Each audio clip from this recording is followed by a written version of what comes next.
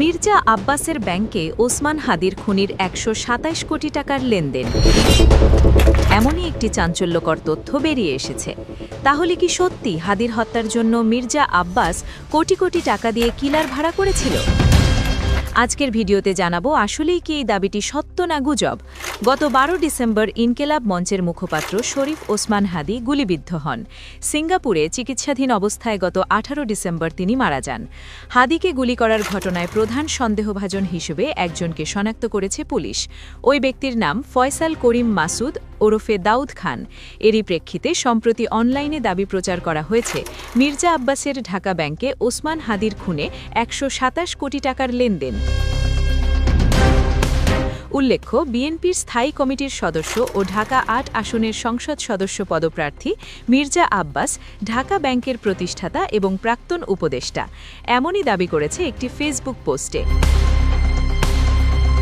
তবে rumour scanner টিমের অনুসন্ধানে জানা যায়, মির্জা আব্বাসের ঢাকা ব্যাংকে ওসমান হাদির খুনে প্রধান সন্দেহভাজন ফয়সাল করিমের ১২৭ কোটি টাকার লেনদেনের দাবি সঠিক নয়।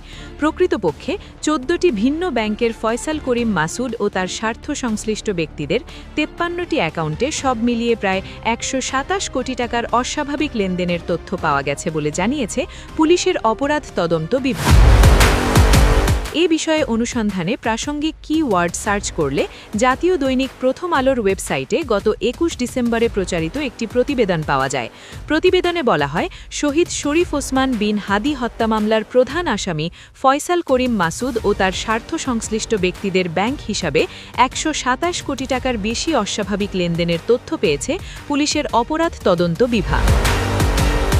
সিআইডি গত ২১ ডিসেম্বর এক সংবাদ বিজ্ঞপ্তিতে এ তথ্য জানিয়েছে। পাশাপাশি অভিযুক্ত ও তার স্বার্থ সংশ্লিষ্ট ব্যক্তি ও প্রতিষ্ঠানের বিভিন্ন ব্যাংক হিসেবে থাকা প্রায় ৬৫ লাখ টাকা রাষ্ট্রের অনুকূলে বাজেয়াপ্ত করার জন্য দ্রুততম সময়ে প্রয়োজনীয় আইনি ব্যবস্থা নেওয়া হচ্ছে বলেও জানানো হয়।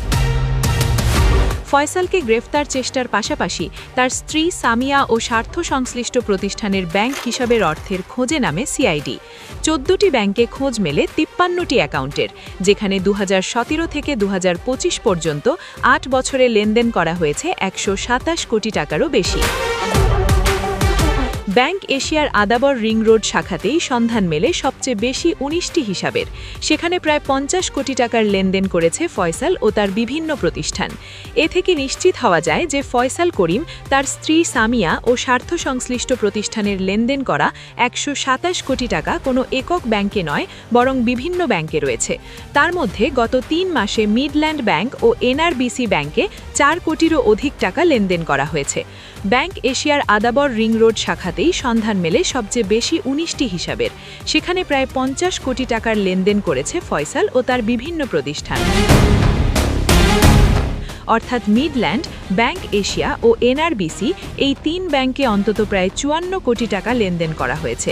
সুতরাং লেনদেন হওয়া মোট ১২৭ কোটি টাকার মধ্যে এই ৩ ব্যাংক ব্যতীত লেনদেন হওয়া টাকার মধ্যে বাকি থাকে প্রায় ৭৩ কোটি টাকা, যা লেনদেন হয়েছে আরও অন্তত ১১টি ব্যাংকের মাধ্যমে।